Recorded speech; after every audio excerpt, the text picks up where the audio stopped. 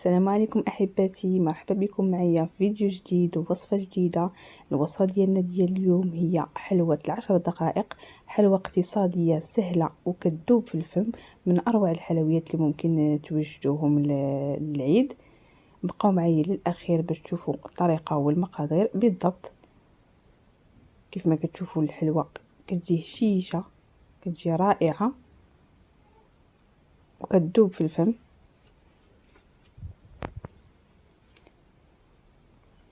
عندنا كأس من الزيت، العبار دائما بكأس ديال العنبة. عندنا كأس إلا ربع من السكر سنيدة، ولا كأس قل جوج ديال الصبعان. عندنا نصف كأس ديال نشا الذرة أو المايزينا، جوج بيضات بدرجة حرارة المطبخ.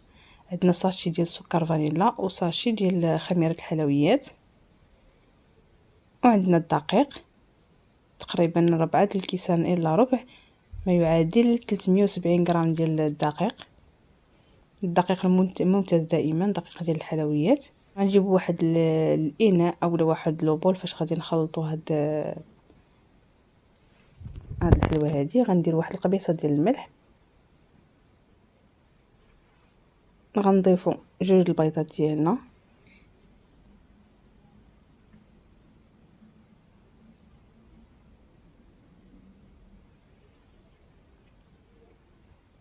ساشي ديال السكر فانيلا للتنسيم، وغادي نضيفوا الكأس ديال السكر سنيده، كأس الا ربع عفوا. وهنا غادي نجيبوا الطراب ديالنا، اولا انا نخدم بالبغا ميكسور. بالنسبه لهاد العمليه هي السر في هاد الحلوه هادي. ضروري من هاد العمليه هادي كنبقاو نطربوا هذاك البيض والسكر سنيده حتى كيتبدل لنا اللون ديال الخليط، كيولي مائل البياض. يعني ضروري من هاد العمليه هادي كنعطيو الوقت للخليط حتى كيتبدل، كيولي على هاد الشكل هذا كيف ما كتشوفوا. انا سرعت الفيديو باش ما يجيكمش طويل. هذا هو القوام اللي كنحصلوا عليه بعد ما كنخلطوا هذاك البيض مع السنيده. وهنا غادي نبدا نضيف في الكأس ديال الزيت بالتدريج، وانا كنطرب وكندخل داك الزيت مع باقي المكونات حتى كينسجموا لنا جيدا.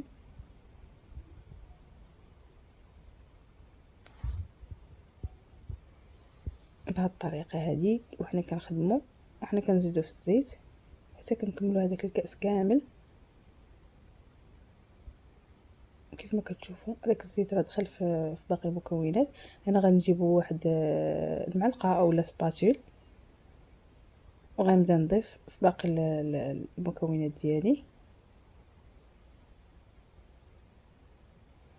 غنضيف نص كأس من نشا الذره او المايزينا. صراحه هاد المايزينا كتعطيها واحد القوام زوين وكتخليها هشيشه وكتذوب في الفم. غادي نبين الاسرار ديال هاد الحلوه هادي. هو هاد نصف كأس ديال المايزينا كنبقى ندخل في هاد المايزينا هادي بالسباتول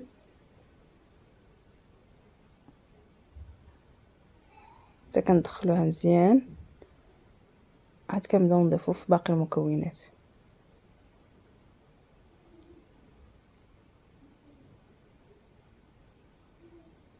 هنا من بعد ما خلطنا هذيك المايزينا وانسجمت لينا في الخليط ديالنا كيف ما كتشوفوا، ما خاصش يبقاو المحبيبات ولا شي حاجه، يعني كل مكون كنخدموا على حده.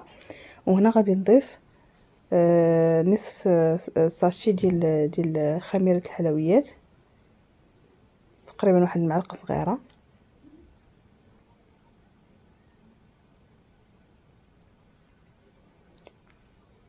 غادي نخلطوها حتى هي، وغنبداو نضيفوا الدقيق ديالنا بالتدريج. بالنسبه للدقيق ضروري كنكونوا ديجا غربلناه باش ما يبقاوش فيه الحبيبات. هنا غنبدا نضيف الدقيق ديالي بالتدريج وانا كنخلط بالسباتيل بهذا الشكل. اون فوا كتبدا كتعقد لينا العجين ديالنا كنحيد السباتيل وكنبدا كنعجن فيها بايدي كيف ما كتشوفوا. انا كنضيف الدقيق كتبدا كتعقد لينا هذيك العجينه هذه. هي كتجي رطبه ما كتجيش ما تجيش قاصحه. انا غنضيف الدقيق اللي تبقى ليا وغنبدا نخلط في هذاك الخليط ديالي، وغنوريكم القوام اللي خاصنا نحصلوا عليه في هذه العجينه هذه. كيف ما كتشوفوا معايا انا كنخلطها غير باطراف الاصابع، يعني ما كندلكها ما والو، غير كندخل داك الدقيق في العجين وصافي. كيف ما كتشوفوا هذا هو القوام اللي كنحصلوا عليه في العجين. انا غادي نوريكم كيفاش كتكون، كتبقى كتلتصق واحد شويه. كيف ما كتشوفوا معايا هذا هو القوام الاخير ديال العجين. هي حنا غنخليوها بهذه الطريقه هذه، ما غنزيدوهاش دقيق، واخا تبان لكم كتلتصق ما تزيدوهاش دقيق، هكذا خاصها تكون. هنا غنبقى نوجد هذوك الكويرات اللي غنشكلهم باش ندير باش نقادها بالطابع. صافي هنا غادي نجمع هذيك العجينه هذه وغنديرها في واحد بلاستيك غذائي، اولا نغطيها بالسلوفان ونخليها ترتاح واحد شويه. عاد غادي نبدا نشكل فيها ونقاد الكويرات. انا هذا هو الطابع اللي غادي نقاد به الحلوه، الطابع ديال الشهده اللي معروف.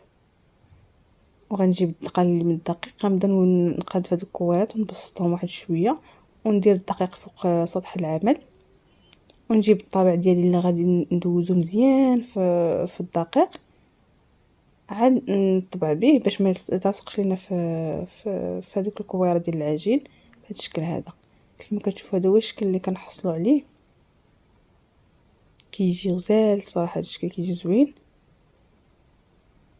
كيف ما كتشوفوا انا كندير الكويره وكنبسطها واحد شويه وكندوز هذاك الطابع في الدقيق. في كل مره كنبغي ندير شي كويره ضروري كنعاود ندوزو في الدقيق، عاد نطبع به باش ما يلتصقش لينا في العجين. كيف ما كتشوفوا انا كندوزو مزيان وكنضغط على هذيك الكويره مزيان حتى كيطبع فيها مزيان. شوف صراحه الطبع كيعطي واحد الشكل زوين.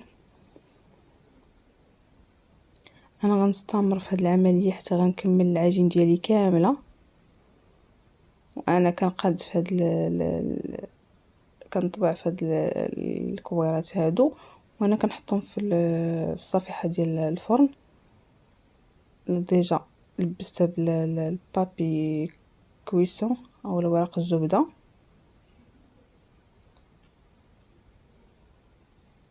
وفي هاد الاثناء ضروري الفرن كنكونوا شعلنا عليه على درجه حراره 180، كيكون شاعل غير من الاسفل حتى كطاب لينا الحلوى. عاد كنشعلو عليه من الاعلى، كتحمر واحد شويه صراحه، ما كنخلوش تحمر بزاف باش كتجي بحال مذهبه، يعني ما كنحمرهاش بزاف، خاصهاش تحمر الوجه ديالي يكون حمر بزاف.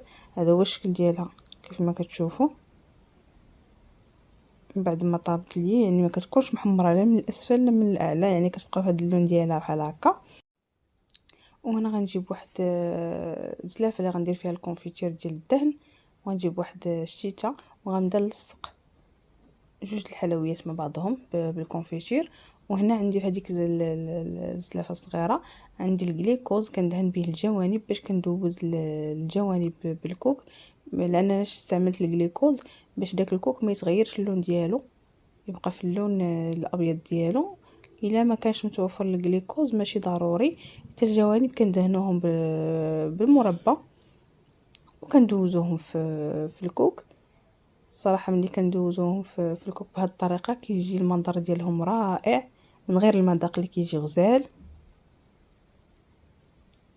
صافي غنبقى نلصق في هاد الحلويات بهذا الشكل، وانا كندير الكونفيتير في الوسط بهذا الشيء هادي، وكنلصق وكندهن بالجليكوز في الجوانب، وندوز الجوانب ديال الحلوى في الكوك حتى كنساليها كامله. وغنوريكم كيفاش كتجي في الاخير. كتجي رائعه، لا شكل ولا مذاقا، كتجي غزاله وسهل التحضير بمقادير اللي هما بساط كيف ما قلت لكم، اقتصاديه وكتذوب في الفم، منظر رائع.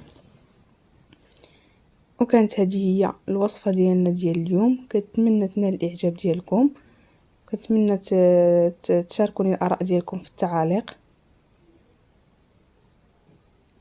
كيف ما كتشوفوا انا نوريكها لكم من الداخل، كتجي غزاله. وكانت هذه هي الوصفه ديالنا ديال اليوم. كنتمنى تنال الاعجاب ديالكم. نتلاقاو ان شاء الله في وصفه جديده وفيديو جديد. مع السلامه.